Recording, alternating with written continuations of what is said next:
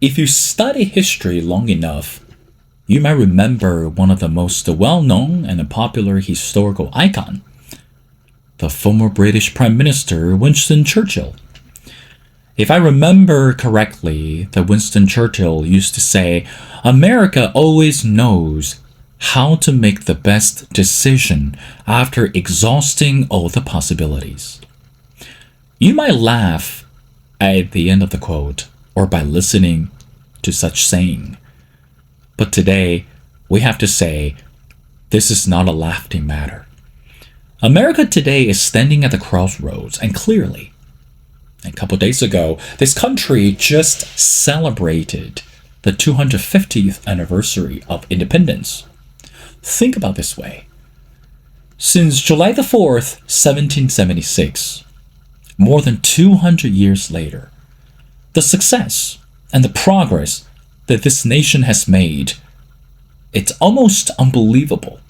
And it's hard to believe, almost unfathomable to see that the progress, not only in this technological evolution, and also we'll look at this political expansion and this economic agenda, it's hard to believe that this country has made to 250 years.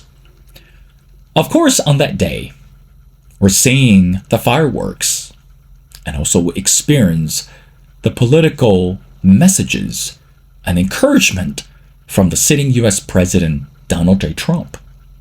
It's not really about the message of celebration. It's a reminder for everyone, regardless if American citizen or not, to believe that this country, it's a promised land for everyone, for anyone who desires to be successful. Is that so? Was that really the message to all the people? Maybe not. On the left, we'll listen to the address from the New York Mayor, Zohran Mamdani, and also the Californian Governor, Gavin Newsom. And I can name all of them, or anyone else on the left. And they use the platform, continue to attack the political agenda or the core value of America. As we witness the celebration of July the 4th, the question we really need to ask is why bother to celebrate today when we are seeing this political polarization? Or I dare to ask the question, why are we still bold enough to hold a big celebration when we are seeing this total disengagement between the political party and the voters? Since the election of 2016, and Donald Trump appeared on the stage, until right now, 2026, 2 more years left for Donald Trump.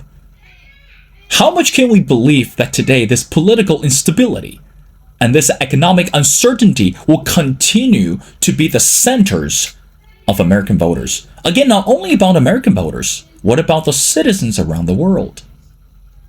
I remember back in the days when I was a student in America, I was so innocent and believed the promised land that I lived was going to become better. Not only for the greater economic opportunities, for academic success, and also to really be the role model for the world to follow. But disappointingly to say that today, it's not the case.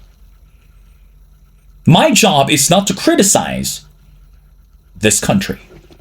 And dare do I have enough qualification to understand the history of the country. But as someone who used to live there for 13 years, that's right, 13 years, it broke my heart. It broke my heart deeply to seeing this political polarization and this political disengagement between the parties and the voters. Both parties. It doesn't matter if it's the MAGA Trump party or this Democratic party. Voters today are standing at the crossroads. Of course, does America have a solution? Maybe. How about the third party? One of the conservative, well-known pundits Tucker Carlson, and recently posted on social media that perhaps it's time for America to start a third party to save democracy. But I'll say this clearly. America doesn't need a third party to save democracy. America needs a unified party to understand democracy. America demands a unified message in order to continue to be the role model for the whole world. The country can come up with the third, the fourth, even perhaps the 100th parties. But the root of the question, it's not about how many parties. The root of the question, it's how much can the voters trust the system and the structures again. Perhaps we need a total revolution, unconventional method, or even perhaps a new way under the influence of AI to reshape the structure, the political system, and this economic agenda. Fast forward, 2026. Let's travel to another amazing country on the planet, Rwanda. One of unique and irreplaceable countries on the continent of Africa. Rwanda. What do we know about the country? How much does the world understand about this exciting and exuberant development of the country? And lately, Will was so fortunate to be invited to attend one of the unforgettable events for Rwanda is to celebrate the liberation of the people. People were dancing on the stage. They were singing on the stage. Even the officials on stage believe that this is the age that continue to see the progress and the success of the country. The atmosphere was positive. The voices were unified, and the people were so excited and happy to see everything. But at the end of the day, again, it's not about the message. It's really about the system and the structure that people believe. I am so fortunate to be connected with a lot of younger generations from Rwanda. Listening to their stories, feel the energy that they anticipated for the brighter future. There's no denying this economic relationship between China and Rwanda will continue to thrive.